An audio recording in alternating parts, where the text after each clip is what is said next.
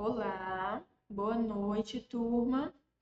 Vamos dar início à nossa disciplina de clínica cirúrgica, dando continuidade em métodos de asepsia cirúrgica. Lembrando que métodos de asepsia cirúrgica estamos já na segunda aula em EAD. A gente vai ter 3 aulas em EAD sobre métodos de asepsia cirúrgica. Já foi dada, tá? A primeira aula em EAD sobre métodos de asepsia cirúrgica. Hoje a gente vai dar continuidade na nossa segunda aula e na próxima semana estaremos com a nossa última aula em EAD sobre métodos de asepsia cirúrgica, para depois iniciar em sala de aula sobre as nossas práticas em asepsia cirúrgica, que vai ser lavagem das mãos, calçar luva estéril e escovação para entrar dentro de um centro cirúrgico, tá? Ao decorrer das nossas aulas, a gente vai ver também como montar uma mesa de instrumentação, aprender sobre os instrumentais, vamos aprender também sobre a lavagem e a esterilização dentro do CME. Então, tudo sobre centro cirúrgico e CME a gente vai estar vendo durante a nossa disciplina de clínica cirúrgica, tá? Quero montar para vocês várias aulas presenciais aí em sala de aula, com prática, para vocês terem um maior conhecimento sobre o assunto também, tá? Mas dando início aí, continuidade na nossa segunda aula em AD de métodos de asepsia cirúrgica, vamos dar início. Na última aula, no final do vídeo, a gente falou que nessa aula a gente iria aprender sobre as transmissões de micro-organismo indireto e direta, beleza? Então a gente vai aprender aí. A transmissão dos micro-organismos, eles podem ser direta e indireta. A direta, ele vem aí, né, através do contato, que aí é a dispensa aí, né, da participação do veículos aí, que pode ser aí que acontece através aí do beijo, né, que é o primeiro contato, contato de relações sexuais, contato com a pele, por meio de secreções oral e nasais também, tá? Então, esse primeiro contato aí de transmissão de micro-organismo, que é o contato direto, tá? Que é o contato direto, é através aí de pessoa para pessoa, através de contato, pele, beijo sexual, secreções nasais e orais. Então, aí é uma transmissão direta aí de pessoa para pessoa, correto? Assim, de um indivíduo para o outro. Já a transmissão dos organismos aí indireta é um microorganismo que ele é aí transmitido mediante materiais ou objetos contaminados, por exemplo, em um centro cirúrgico, onde tem nossos instrumentais, tá? Aqui a gente vai falar também sobre alguns exemplos que é materiais, objetos contaminados, como brinquedos, louças, talheres, quando você compartilha seu talher ou seu copo, com outra pessoa, roupas de cama, instrumentos cirúrgicos, como já foi falado, alimentos, quando você come alguma coisa, compartilha com um colega, água, que no caso você bebe uma água, compartilha também, soro, sangue contaminado, tá? O ar também, tá? Ocorre contaminação principalmente no trato respiratório, através da poeira, dos núcleos infecciosos, com pequenos resíduos de evaporação aí de gotículas aí também, tá? É onde inicia aí seu hospedeiro infectado aí, tá? E tem aí um micro-organismo que ele é transmitido por um organismo vivo. Então a gente entende que existe 2 tipos de transmissão de micro-organismo, de uma pessoa para outra. A primeira é a direta, que é através do contato físico, que vem ali através do beijo, relação sexual, contato de pele, secreções. Então, aí é o contato direto, que eu vou transmitir esse micro-organismo de uma pessoa para outra, aquele contato direto ali, tá bom? Já aquele contato indireto é quando a gente toma água, passa o copo para aquele indivíduo que a gente não teve contato com ele, mas ele teve contato ali, tá? Através daquele material, que aquele objeto que é aquele copo, que teve aquela contaminação indireta de um indivíduo para o outro. Instrumentais cirúrgicos contaminados, roupas de cama, brinquedos também. Quando a gente leva nossas crianças para brincar e eles compartilham criança, ainda mais criança pequena que baba com mais frequência. Então aí ela baba no brinquedo, compartilha com outra criança, tem aquela transmissão dos micro-organismos direto ali, tá? Então ali indireto, desculpa, daquele contato indireto ali com aquele outro indivíduo, tá? Ali através também, tá? Do ar ocorre aí a transmissão, principalmente no trato respiratório também, que vem através da poeira, né? Que vem esse núcleo infeccioso aí por pequenos resíduos de evaporação de gotículas também, tá? Então a gente entende. Transmissão de micro-organismo direto, contato físico. Indireto é através de materiais ou objetos. Correto assim? Deu para entender? Então, entendemos aí a transmissão de organismo direto e indireto. Vamos para a infecção. A infecção é a penetração e desenvolvimento, tá? Que vai se multiplicar de um agente infeccioso aí, tá? O qual pode ser, por exemplo, um vírus, uma bactéria, tá? Um protozoário ou um fungo também, tá? Vírus, bactérias e outros agentes que podem causar uma infecção aí, tá? Então, alguns sintomas que podem ser causados por uma infecção, tá? Febre, dor no local infectado, aparência de pus, dores musculares, diarreias, fagia, tá? E tosse.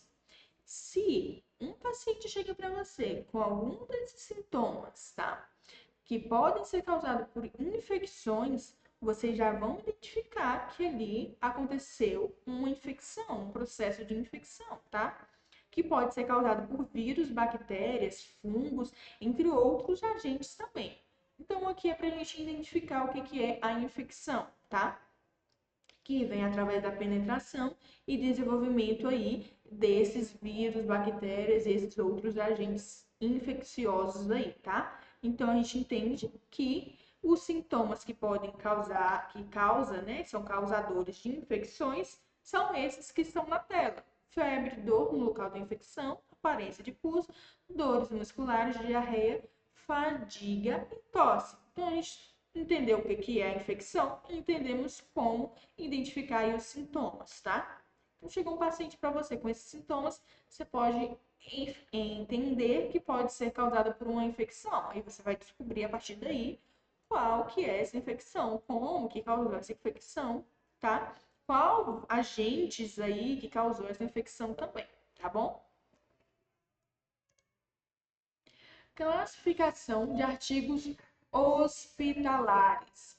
Temos aí a classificação, o conceito, o processo e os exemplos. Professor, o que a gente quer dizer com isso? Bom, a gente vai ter uma classificação de artigo hospitalar. O que é? É o artigo crítico, o artigo semicrítico e o artigo não crítico, tá? Então, o artigo críticos aí são materiais com elevado potencial de risco, tá? De provocar aí uma infecção naquele indivíduo, porque são introduzidos diretamente em tecido. Normalmente, eles são estéreos ali na pele daquele paciente, tá? É um processo indicado de esterilização e tem exemplo como instrumentais cirúrgicos. Então, quando a gente fala de classificação de artigos críticos, são materiais que têm que passar por um processo de esterilização. Por exemplo, instrumentais cirúrgicos, agulhas, equipo de solução aí, né? Tudo isso aí ele já vem esterilizado, passou por um processo de esterilização, tá? E aí, esse catéter também, tá? Intravasculares aí. Então, eles precisam ser esterilizados. Então, é um processo de indicação. Quando a gente fala de artigo crítico, é porque tem um conceito aí que esses materiais eles têm que ser estéril para não prejudicar aquele indivíduo. Por quê? Esses materiais ele pode levar um risco, né, de uma infecção ali na pele daquele paciente. Por quê? Porque eles são introduzidos diretamente nesse tecido desse indivíduo, na pele desse indivíduo. Então, aí a gente considera como artigo crítico, que pode trazer uma infecção ali dentro daquela área hospitalar, que a gente considera como um centro cirúrgico, que é um setor ali crítico também, fechado, que não pode, como a gente já falou anteriormente, sobre sistema fechado, semi-fechado e aberto. Quais que são essas alas dentro desses setores hospitalares, tá? A gente entende que o centro cirúrgico, ele é um sistema aí fechado, não pode ter circulação de qualquer pessoa, é onde vai ter uma quantidade menor de circulação, onde vai ter um maior cuidado para não ter ali aquela infecção ali dentro daquele setor, aquele centro cirúrgico, é onde os profissionais vai ter todo um cuidado ali para prevenção também, que é para entrar com propé, touca, né, que é o gorro, temos aí também luvas, roupa privativa, então a gente entende aí que é esse sistema fechado aí, mas também temos o artigo crítico, são esses materiais, esses instrumentais aí, todos esses que vão diretamente na pele do paciente, porque esse material ele pode ter um potencial de risco aí para provocar uma infecção na pele desse paciente, porque é introduzido direto na pele. Então, todos esses materiais que estão aqui nesse exemplo de artigo crítico tem que ser esterilizado, tá? Instrumentais cirúrgicos, agulhas, equipe, tudo tem que ser esterilizado. Não podemos usar sem ter feito uma esterilização desses materiais, tá? Artigos semicríticos é aqueles que entram em contato com a mucosa, tá? Íntegra ali e a pele. Pode se tornar um artigo aí crítico se ocorrer lesão, que é um acidente aí durante a realização de um procedimento, tá? Esse processo aí, a esterilização não é obrigatória, porém desejável. A indicação de, no mínimo, desinfectar em alto nível esses materiais, tá? Por exemplo, equipamentos de anestesia e endoscopia. O material de endoscopia é um material só, é uma máquina.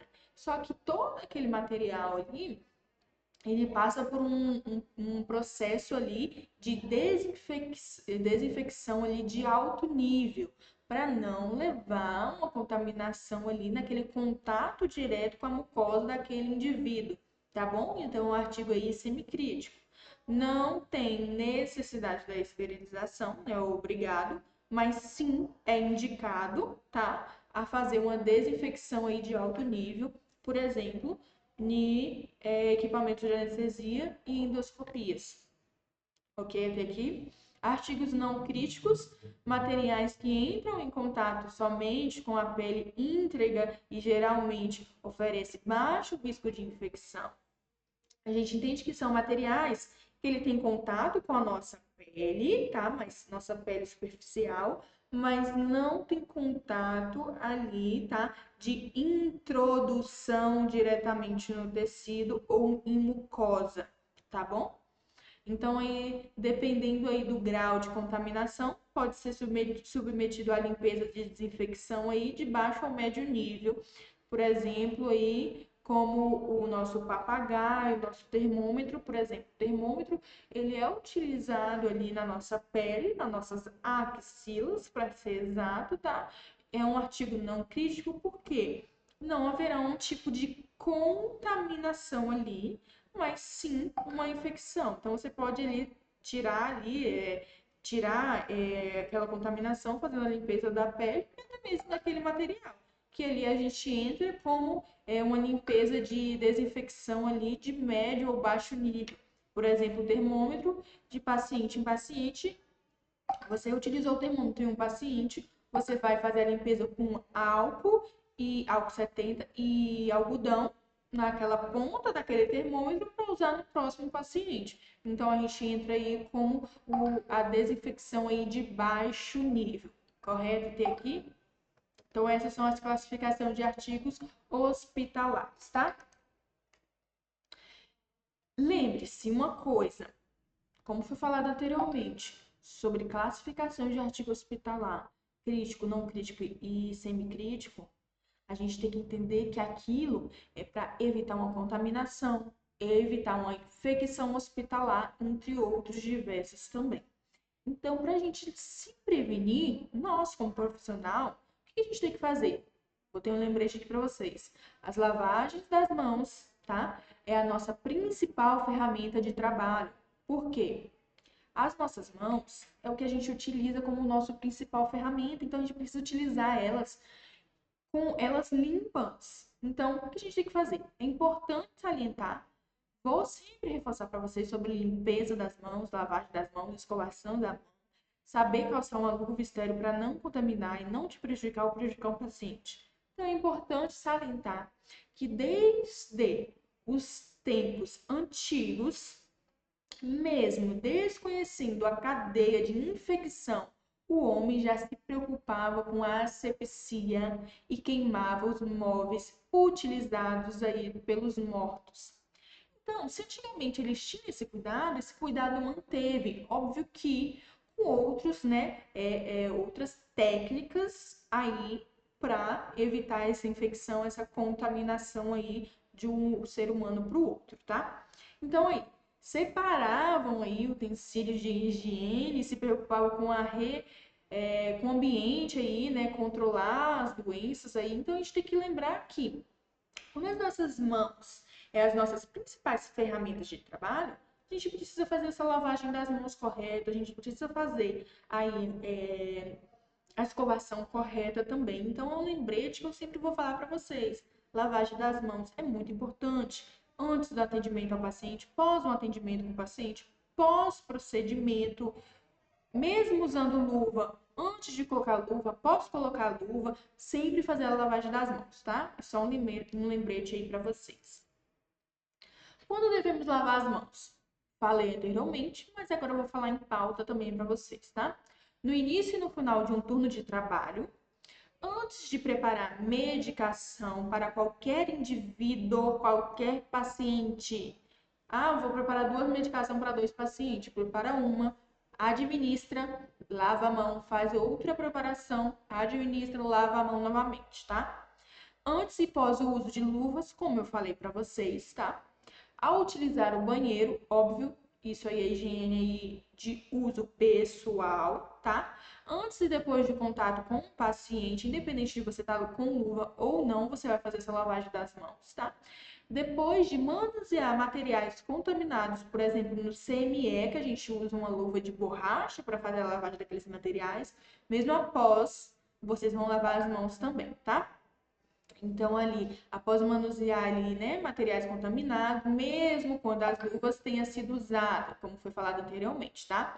Antes de comer, beber ou manusear qualquer alimento, seja seu ou de qualquer indivíduo, após manusear quaisquer resíduos, seja ele qual for, principalmente químico, tá? Ao terminar a jornada de trabalho. Vocês vão para o estágio agora, vocês vão ter uma demanda de ir com uma roupa, chegar lá, colocar uma roupa preventiva, que é o scrub que vocês estão levando. Ao sair do trabalho, você vai fazer a troca desse scrub, guardar, colocar a sua roupa que você veio para o seu estágio, fazer a lavagem das mãos. Antes disso, você vai descartar os seus EPIs, touca, máscara, luva, fazer a troca da roupa e fazer a lavagem das mãos, tá bom? Então, sempre ao terminar a jornada de trabalho de estágio de vocês, vocês vão fazer essa troca dessa roupa, descartar esses EPIs e fazer a lavagem das mãos, correto assim? Isso é uma prevenção para vocês e para os pacientes também. Técnica de lavagem das mãos. A maioria de vocês já sabem, já foi dito em outras matérias. Vou reforçar em sala de aula como aula prática e principalmente a escovação, tá? A técnica de lavagem das mãos, a gente só vai fazer um reforço mesmo, porque eu sei que vocês sabem. Mas a escovação a gente vai iniciar do zero, porque muitos de vocês não têm o conhecimento como é realizada uma escovação. Lembrando que uma escovação e uma lavagem das mãos são diferentes, tá bom? Coloquei aqui também para você uma imagem, para vocês uma imagem aí. Em vermelho são as áreas que costumam ficar mal lavadas, que não são lavadas corretamente, tá bom? Em azul são as áreas com lavagem média e em verde as áreas que costumam ficar bem lavada, onde fica bem lavado aí, tá? Quando a gente olha com uma mão que tem uma mão bem lavada, uma, né, que fica aí, costuma ficar bem lavada essas áreas, e a outra mão praticamente está azul, a gente entende que essa mão em verde é onde a gente tem ali, tá? É a nossa mão dominante, onde a gente tem um domínio de lavar com mais facilidade. Então, por isso que a área costuma ficar bem lavada. Então, por isso que a gente tem que praticar a técnica de lavagem das mãos corretamente, para poder ter uma maior área aí com uma boa lavagem nas nossas mãos. Correto até aqui? Biossegurança, normas de biossegurança. Vamos lá. São essas normas, né? São medidas de prevenção que devem ser tomadas com qualquer pessoa, seja profissional ou paciente, qualquer indivíduo, independente do diagnóstico definido ou presumido de doença infecciosa, seja ela AIDS, hepatite B ou C ou DST, doenças sexualmente transmitíveis, tá? Na manipulação de sangue, secreções, excreções de mucosa ou pele não íntegra. Quando a gente fala pele íntegra, é a nossa pele aqui superficial, de cima. Quando a gente fala pele não íntegra, tá? E a pele é pele, que aí você teve literalmente o contato ali, tá? Que teve aquele, inseriu, ou seja, uma agulha ou algo do tipo ali naquela pele ali também, tá? As medidas incluem aí a utilização de equipamentos de proteção individual, que são os nossos EPIs, tá? Que são luvas com finalidade de redução e exposição da pele mucosa ao sangue ou fluidos corporais de qualquer pessoa, equipamentos de proteção individual, como falei anteriormente, os nossos EPIs. De acordo com a NR6 da portaria número 3.214, de 8 de junho de 1978, do Ministério do Trabalho e Empregado, considera-se equipamento de proteção individual, EPI, tá bom? EPI, equipamento de proteção individual. Todos disponível, tá? Todos os dispositivos de uso individual de fabricação nacional ou estrangeiras destinam-se a proteger a saúde e a integridade física do trabalhador, também contra o paciente, tá? Então a gente vai entender um pouco sobre essa biossegurança aí, que é sobre isso. Sei que vocês já tiveram aula sobre biossegurança, que vocês têm entendimento do que significa, mas a gente vai reforçar aqui porque a gente precisa ter um entendimento sobre os nossos EPIs, sobre a nossa segurança, que é para proteger a saúde aí física dos nossos trabalhadores, né? Tanto do paciente também, tá? São medidas de prevenção que devem ser tomadas sobre qualquer pessoa. A gente tem que ter esse entendimento sobre essas normas de biossegurança, tá bom? E falando sobre essas biosseguranças, nossos EPIs, a gente vai iniciar a falar sobre cada um dos nossos EPIs. Luvas, tá? O uso de luvas está indicado sempre que houver possibilidade de contato do profissional de saúde com sangue, secreções, mucosa, que seria boca, nariz, olhos e genitália, ou com áreas de pele não íntegra, ferimentos, escaras, feridas cirúrgicas, entre outras aí. Tiver aberta, a gente já sabe que não é pele íntegra, é pele já aí que já está aberta aí, que teve contato direto aí, tá? As luvas são artigos amplamente utilizados no meio hospitalar. Vocês vão utilizar todos os dias no estágio, o tempo inteiro. Vai tirar uma e vai colocar outra. Trocou de paciente a mesma forma, tá? Então é algo aí especialmente usado dentro aí, utilizado aí no meio hospitalar, tá? Especialmente para reduzir a contaminação aí nas mãos com materiais infectados, para reduzir a possibilidade de contaminação nas pessoas por micro-organismo de paciente infectado, como foi falado lá no início do nosso slide, bem como para reduzir o risco de as pessoas transmitirem sua flora microbiana para o paciente. No caso, nós profissionais não transmitir as nossas flora microbiana para os nossos pacientes, tá? Máscaras.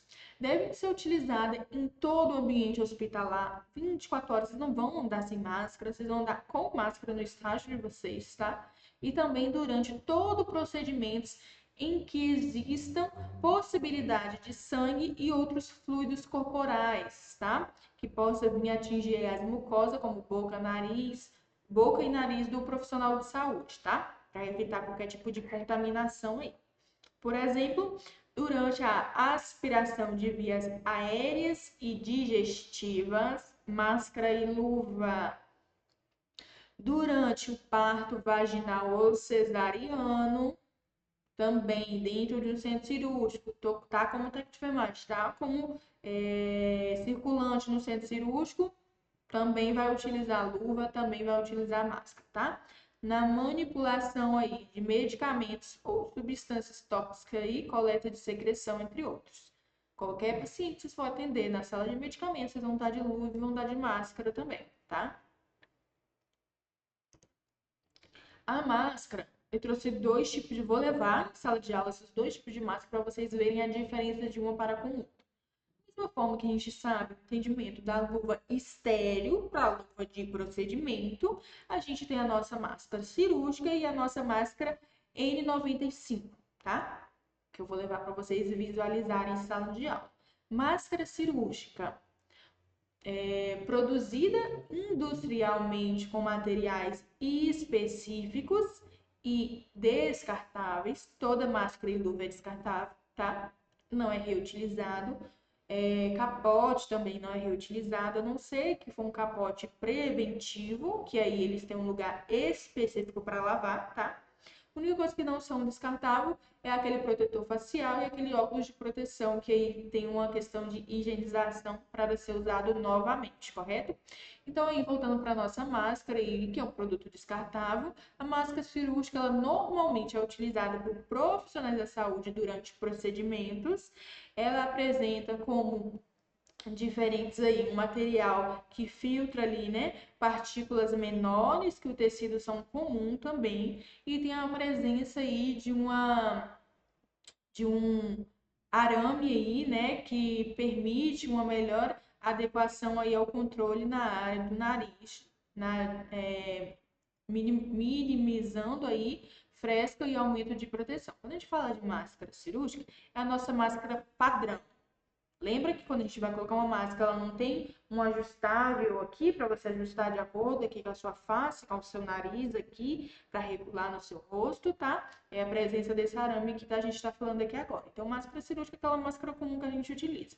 Já a máscara N95 são produzidas em nível aí, tá? Industrial para profissionais de saúde. Elas buscam oferecer a maior e melhor proteção contra aerosóis, as menores partículas respiratórias possível para a transmissão de vírus, tá? Durante o procedimento médico, como intubações, elas são eliminadas em grandes quantidades, por isso é necessário essa proteção maior aí. Vou levar a máscara como que você já conhece e a máscara N95 para vocês entenderem e verem como que ela funciona, tá bom?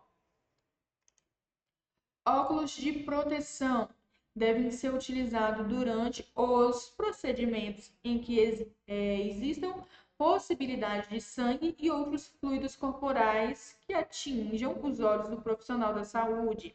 Exemplo, durante a aspiração de vias aéreas e digestivas do recém-nato, durante o parto também, tá? Durante os procedimentos cirúrgicos na manipulação de medicamentos ou substâncias tóxicas, coleta de secreção. O certo deveria sim usar o óculos de proteção, lembrando que na maioria das unidades não vai ter o óculos de proteção. Por que não é utilizado? Porque nem todo hospital tem a verba para comprar e disponibilizar para cada funcionário esse óculos de proteção. Porque como ele não é um material descartável, ele sai mais caro. Então, nem todas as unidades hospitalares vai ter para disponibilizar esses óculos de proteção, mas vou levar um em sala de aula para vocês verem também, tá bom? O protetor facial também vou levar em sala de aula. Nem todos os hospitais têm. Geralmente esses óculos são usados aí em riscos maiores também, tá? O protetor facial é aquele que pega aqui e cobre o rosto todo. O protetor facial ele é usado obrigatoriamente para resguardar o rosto completo ali em ambientes que oferecem risco, tá? Esse risco podem ser partículas voadoras como respingos químicos, poeiras, mas também calor, luminosidade, radiação e impactos também, tá?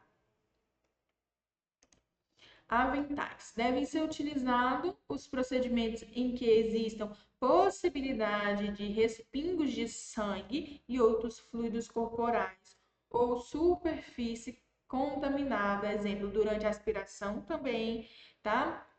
Durante um parto também. Lembrando que esses aventais também é utilizado ali, tá? Em centro cirúrgico, ou é aquele preventivo que é mais grosso, que é disponibilizado mesmo da unidade, que ele já vem esterilizado para a cirurgia, ou para vocês que não vão estar no centro cirúrgico, mas não diretamente com a cirurgia, vão usar esses aventais mais fininhos mesmo, que são descartáveis, que eu vou levar em sala de aula para vocês verem também, tá bom?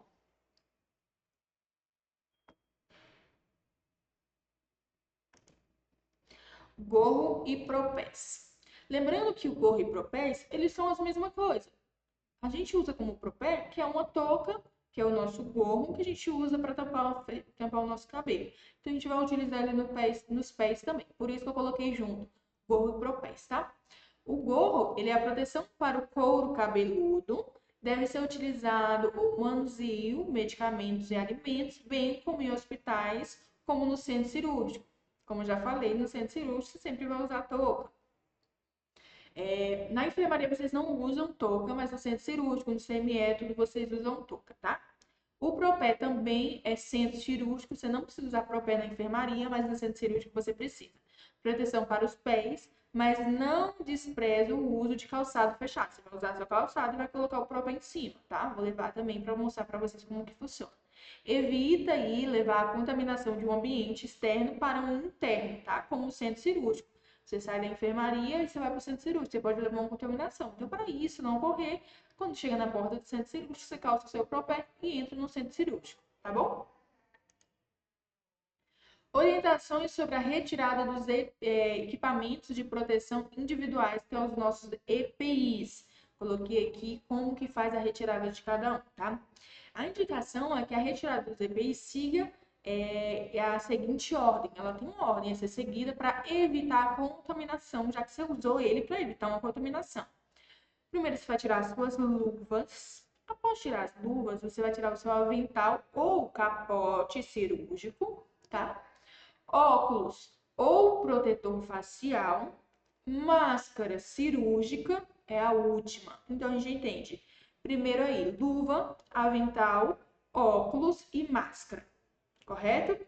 No caso de procedimentos gerados aí de aerosóis, luva, avental, gorro ou touca, óculos de proteção, máscara também, tá? Lembrando que aí, em questão da primeira aí, se estiver usando o gorro, você pode tirar, o avental também, tá?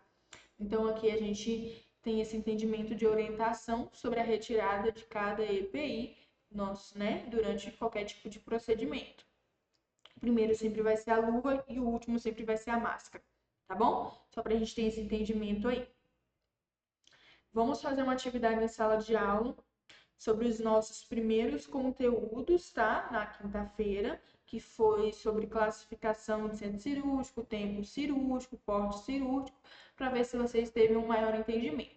Assim que finalizar, a gente entra nesse conteúdo, que é essa aula em EAD, falando sobre essas questões de métodos de asepsia cirúrgica também, tá? Então é isso, turma. Muito obrigada e até uma próxima aula.